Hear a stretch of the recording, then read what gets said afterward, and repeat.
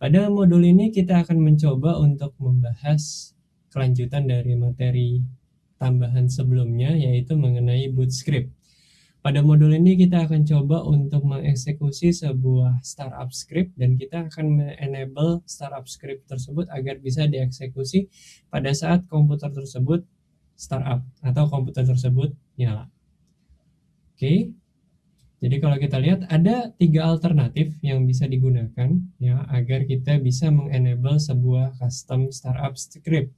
Yang pertama caranya adalah dengan systemd, yang kedua adalah dengan cron job, dan yang ketiga kita bisa menggunakan rc.d ya, yang merupakan cara agak lama. Agak lama di sini artinya dilakukan pada versi-versi Linux terdahulu ya. Untuk beberapa distro Linux terbaru biasanya menggunakan systemd atau cron job ya. Banyak hal yang bisa kalian lakukan menggunakan cron job atau systemd, bahkan kalian juga bisa menjadwalkan ketika menggunakan cron job sesuai dengan waktu yang kalian inginkan untuk menjalankan sebuah script. Di sini akan didemonstrasikan ya, baik itu systemd ataupun cron job. Jadi bagaimana kita nanti mencoba untuk mengeksekusi sebuah script, custom script yang kita buat, lalu kita coba untuk matikan komputer kita dan kita nyalakan, dan apakah script tersebut dapat berjalan atau tidak. Ya, jadi ada systemd, cron job, dan nanti juga kita akan melakukan demonstrasi bagaimana suatu init jika kita gantikan dengan sebuah script yang lain atau custom script yang kita miliki. Oke, kita coba untuk yang pertama, yaitu dengan systemd.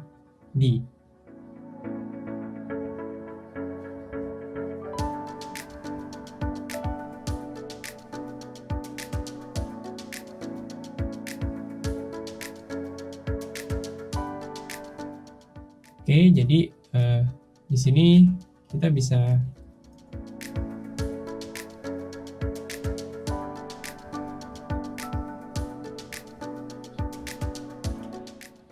ya, pertama-tama kalian coba untuk taruh sebuah file di sini hello.sh, di mana source code-nya sudah diberikan di dalam slide-nya. Jadi kalian tinggal copy paste ke dalam suatu script, dan saya memakai hello.sh ini saya gunakan di dalam folder ya.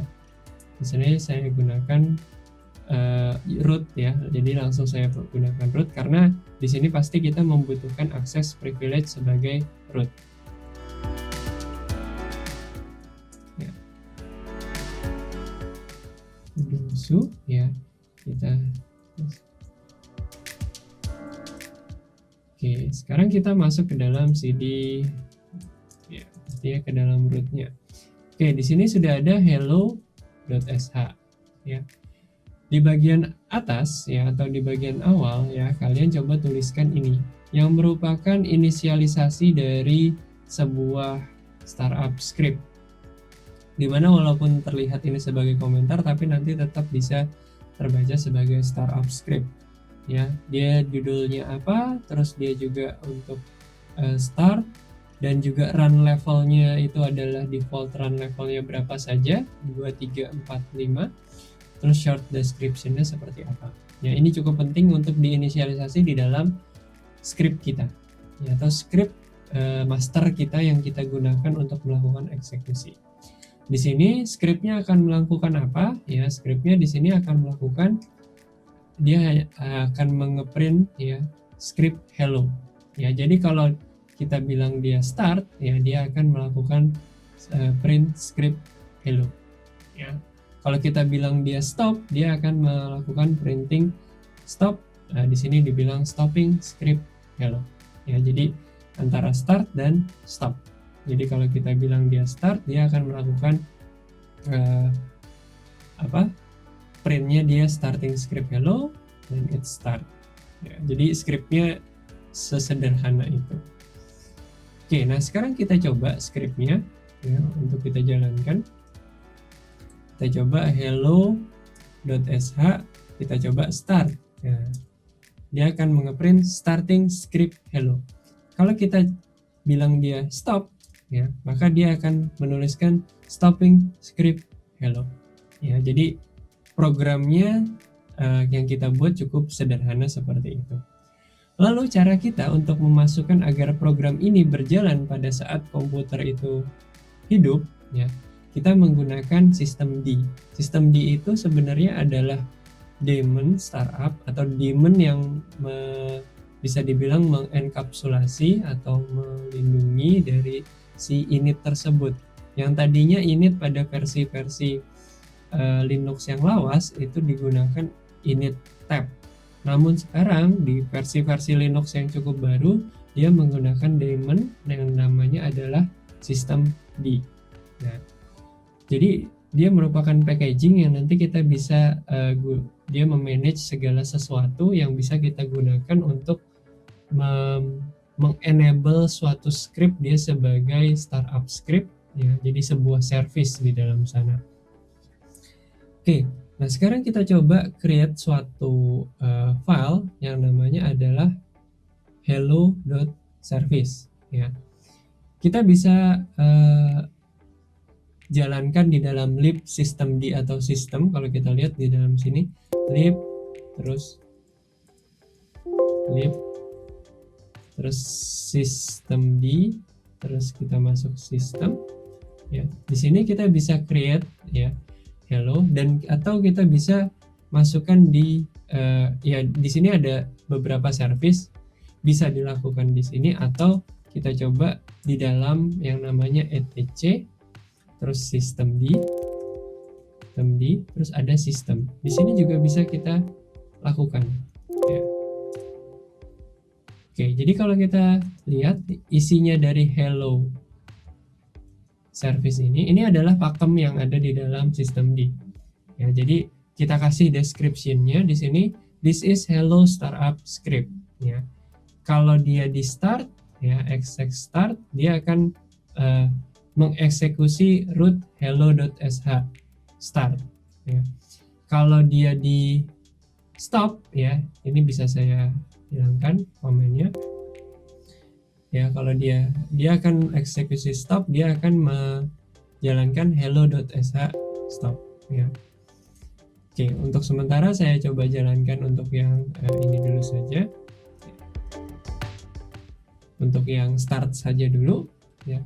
Dan kita bisa menjalankan dia atau menjadikan dia sebagai service dengan cara systemctl start hello. Kalau di sini nama saya kebetulan hello.service, ya. Kita jalankan di sini. Kita bisa lihat di sini statusnya seperti apa. Terus, ya. Ya. Dia bilang di sini start, this is hello startup script, starting script hello. It start, ya. Ini kan sebenarnya apa yang ada di dalam hello.sh saya kan, ya. Jadi hello.sh saya berisi tadi isinya adalah ini, ya, starting script hello, it's start. Nah, oke. Nah, setelah kita berhasil, kita tahu statusnya, kita bisa lakukan stop di sini, ya, untuk men-stop service kita. Sekarang saya coba enable untuk yang stopnya di sini. Jadi dia akan mengeksekusi hello.sh. Oke, di sini saya coba systemctl daemon reload, artinya kita reload daemon kita. Lalu kita coba systemctl start hello.service, ya. Oke, kita lihat statusnya sekarang apakah dia berjalan atau tidak. Ya, di sini dia jalanin, ya, starting script hello, it start. Terus dia langsung stopin. Tadi kan saya jalankan juga exec stopnya, ya. Dan saya coba hilangkan lagi yang tadi exec stopnya, atau saya matikan dulu, ya. Kita stop dulu, ya. Terus kita coba modify ini, ya, ininya kita coba hilangkan dulu. Nah, kita coba jalankan sekarang.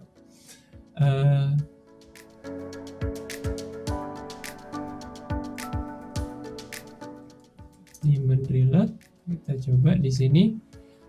Saya tidak melakukan start dan stop lagi, tapi yang saya lakukan di sini adalah saya mengenable ini agar bisa menjadi startup script. Ya, yang saya lakukan di sini adalah ya ini tadi kita melakukan enable hello.service ya, disable. Nah, yang kita lakukan sekarang adalah mengenable dia sebagai startup script, yaitu dengan cara systemctl enable hello service ya, terus kita systemctl enable hello.service, kita enter. Oke, dia meng-create symbolic link ya, etc systemd default target ya, hello.service. Oke, dari sini kita bisa tahu bahwa kita sudah membuat si hello.service ini untuk nyala pada saat komputer kita nyala juga. Oke, sekarang saya coba restart komputer saya, shutdown ya, kita coba restart. Nanti kita akan lihat apakah masih ada atau tidak. Artinya script yang saya define tadi apakah ikut berjalan pada saat komputer tersebut nyala atau tidak ya. Ya, biasanya kita bisa melihat pada saat ini, tapi karena mungkin terlalu cepat ya, mungkin output dari printnya itu tidak bisa terlihat. Makanya nanti kita lihat di dalam var sys. Jadi di sini kita lihatnya di dalam var log ke dalam syslog ya.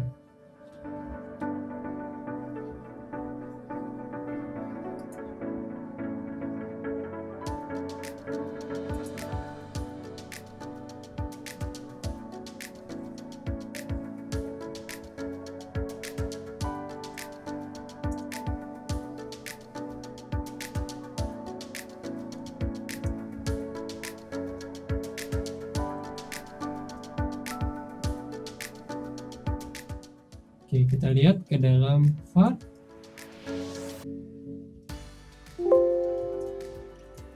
log syslog.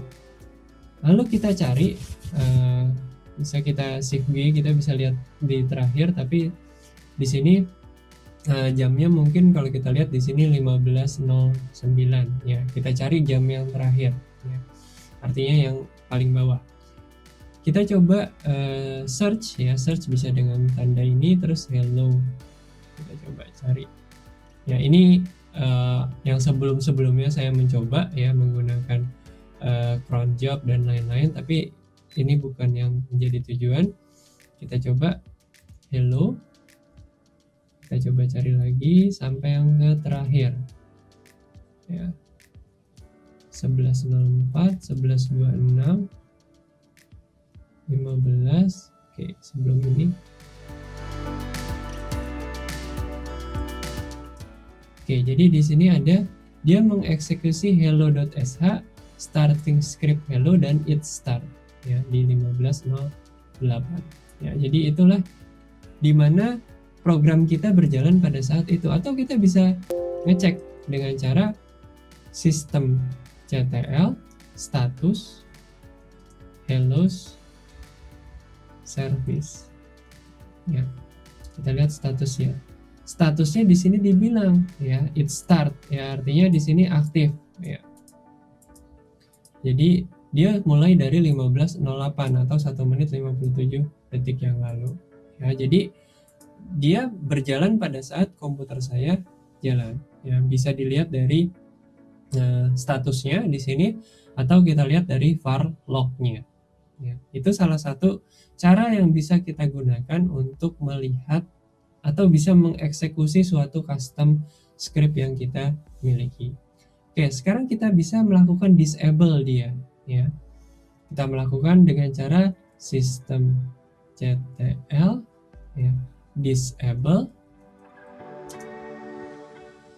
hello service. Dia akan mencopot ya, dia meremove ya ininya startup scriptnya dari sistem tersebut. Oke, sekarang kita coba shutdown min r ya.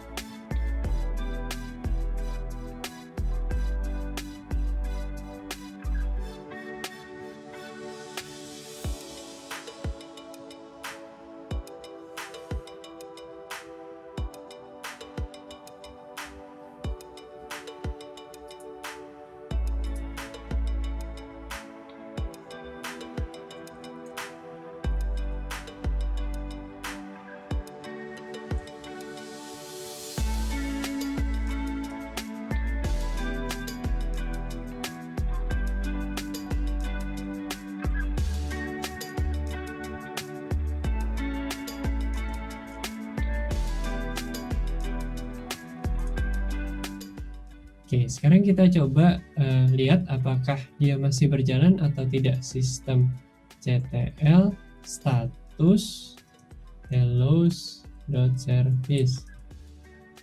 Ya, dia di sini dibilang inactive ya, atau dead, atau dibilang di sini disable ya, artinya dia tidak aktif lagi dan tidak ada yang berjalan gitu. Jadi kita bisa melakukan pemasangan dan kita juga bisa melepas ya dengan cara sistem D ini.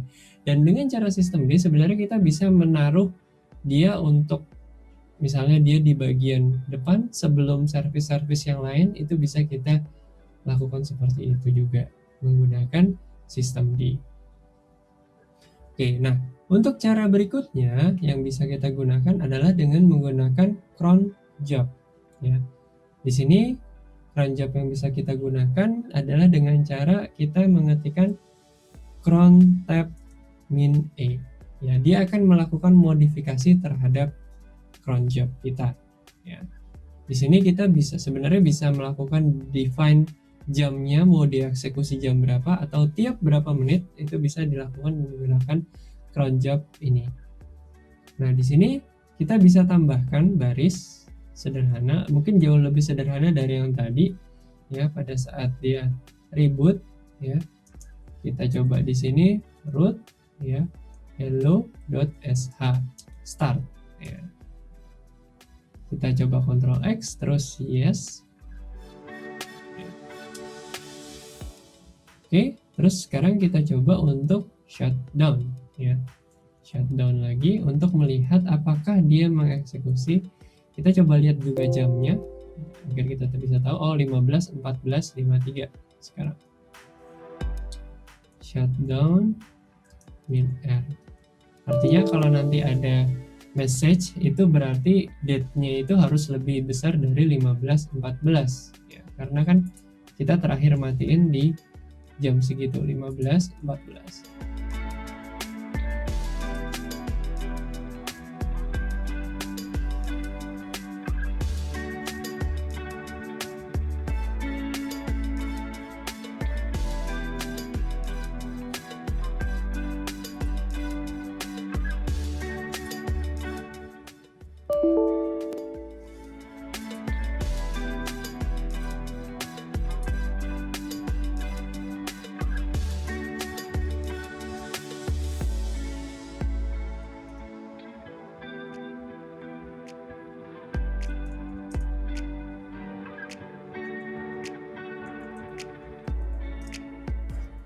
Oke, sekarang kita coba lihat di lognya. Lognya adanya di VI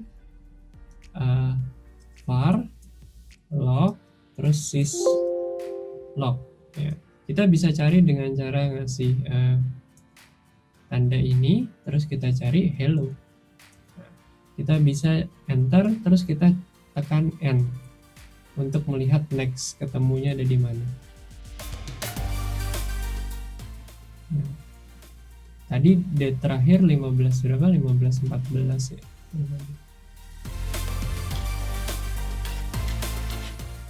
Oke, berarti kita harus lebih dari 15:14. Ya. Di sini ada cron job pada jam 15:15. Ya, ini adalah cron job saya di mana dia mengeksekusi root dan mengeksekusi root hello.sh terus start ya. Ini adalah cron job yang tadi saya define. Ya, jadi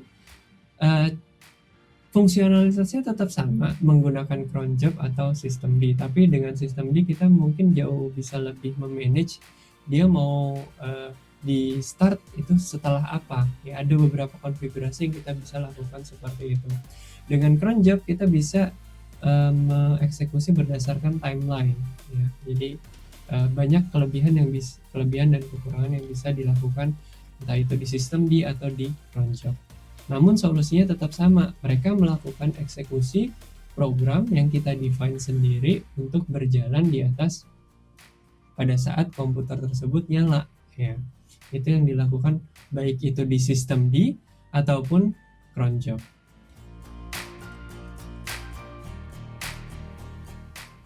Oke, berikutnya kita akan coba ya, jadi untuk membuat suatu script yang namanya init kita sendiri ya. Jadi kita coba untuk menggantikan yang tadinya init itu dieksekusi pertama kali, initnya kita tukar ya. Tukar dengan apa? Dengan program custom kita sendiri. Di sini saya sudah menyiapkan file yang namanya adalah selection. Jadi kalau kita masuk ke dalam ini ya, selection.sh. Nah, di sini adalah beberapa script sederhana yang semacam vending machine ya. Jadi kita milih apa yang kita inginkan di sini ya. Jadi kalau misalnya kita jalankan di sini,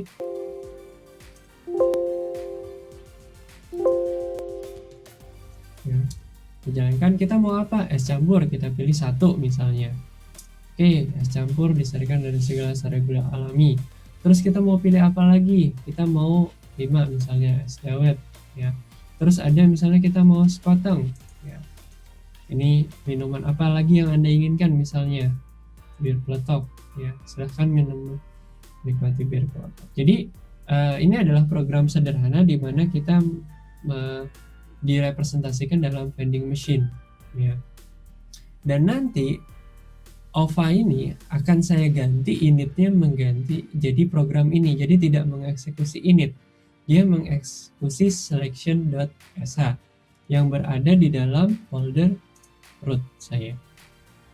Oke, nah kita sudah siapkan. Jangan lupa Anda chmod +x ya, selection.sh ya, kalian chmod +x. Saya sekarang coba restart ya.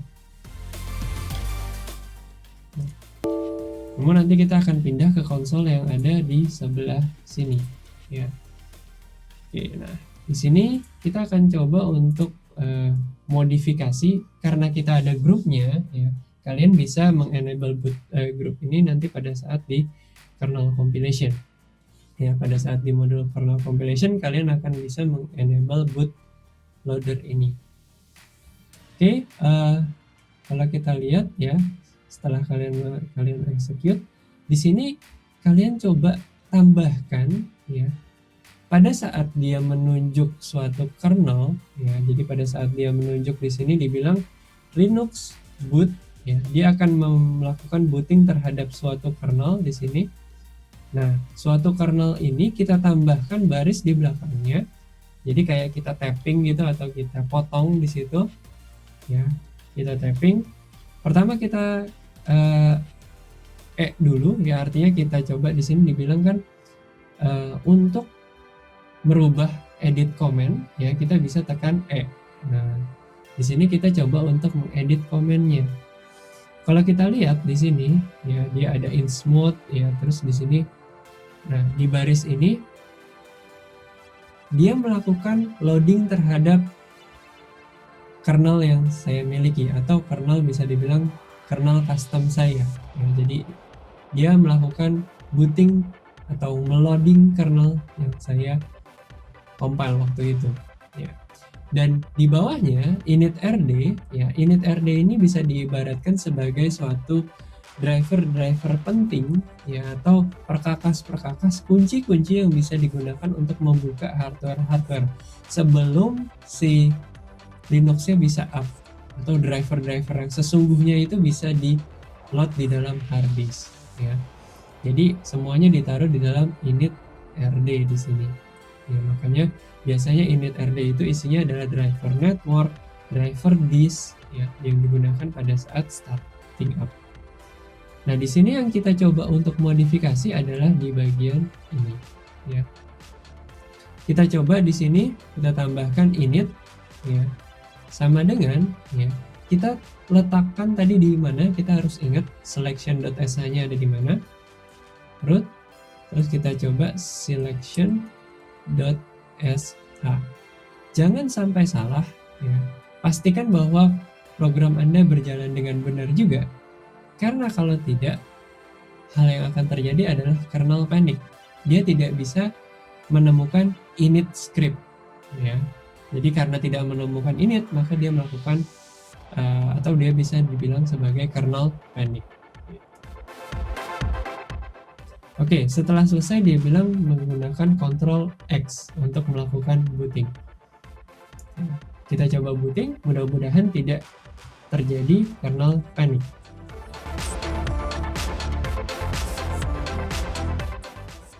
Oke, ternyata tidak terjadi kernel panic ya. Di sini langsung keluar minuman apa yang Anda inginkan. Ya udah saya pilih, misalnya saya pilih es campur ya. Jadi nanti yang akan keluar ya seperti ini. Terus apalagi, saya mau es dawet misalnya ya, es dawet menggunakan pandan wangi. Terus misalnya 4 sekoteng ya, dia sekoteng. Nah, kelemahannya di sini saya tidak mendefine exit strategi dari script ini. Jadi kalau kita mau Ctrl C, Ctrl Z ya, di sini dia tetap bilang minuman apa yang Anda inginkan. Jadi nggak ada exit programnya karena tidak ada define di sana, tidak ada define di dalam program selection.sh-nya. Jadi bagaimana kita keluar? Di sini kita nggak bisa keluar, ya. Jadi kita nggak bisa kemana-mana di sini, ya. Kita nggak bisa kontrol F2, kita nggak bisa login, ya, karena initnya itu sudah di-define di dalam selection.sh, di mana selection.sh ini tidak mendefine exit strategi, ya. Jadi dia looping terus di sini, ya. Jadi karena initnya sudah diganti. Cara untuk keluarnya yang saya lakukan adalah dengan melakukan closing terhadap atau shutdown terhadap device tersebut, ya. Oke, jadi itu yang bisa kita lakukan ya ketika kita menggunakan atau memodifikasi sebuah init script. Nah, sekarang saya coba contohkan bagaimana jika init scriptnya saya buat menjadi salah, ya. Jadi mungkin kalian akan mengalami entah itu scriptnya yang salah atau pada saat memasukkan initnya itu salah file, ya. Itu bisa saja terjadi. Jadi kita sertakan di sini di initnya adalah di bagian pada saat booting dia selesai melakukan load kernelnya, kita define init sama dengan ya root misalnya yang nggak ada di sana, saya salahkan ya, saya sengaja untuk salahkan selection 3.sh. Ya. Oke, kita coba jalankan. Ctrl X. Nah, dia pertama-tama melot dari kernelnya terlebih dahulu, load init rd-nya dulu, lalu dia eksekusi initnya di sini, ya. Nah,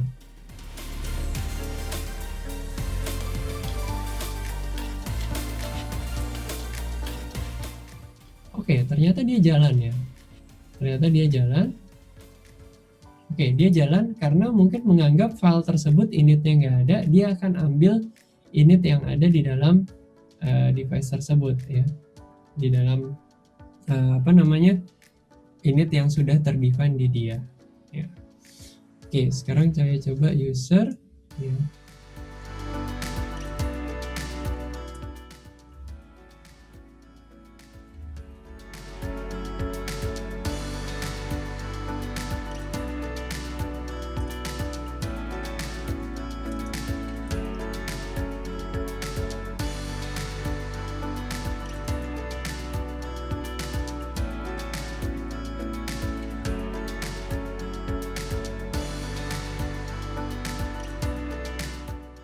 Oke, di sini saya coba agak buat kodenya jadi error ya. Kita coba eksperimen. Kita coba buat kodenya menjadi error.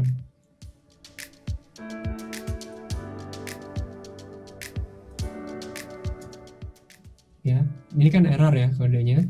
Nah, sekarang kita coba apakah dia masih bisa mengeksekusi atau tidak.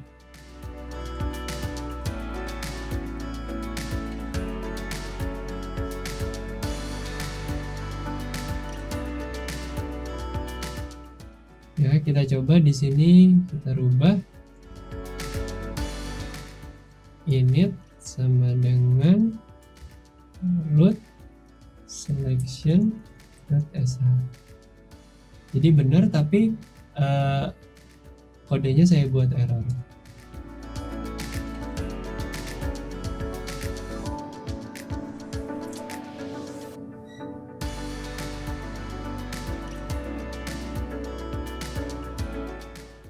Oke, di sini kalian akan melihat bahwa ada kernel panic, ya.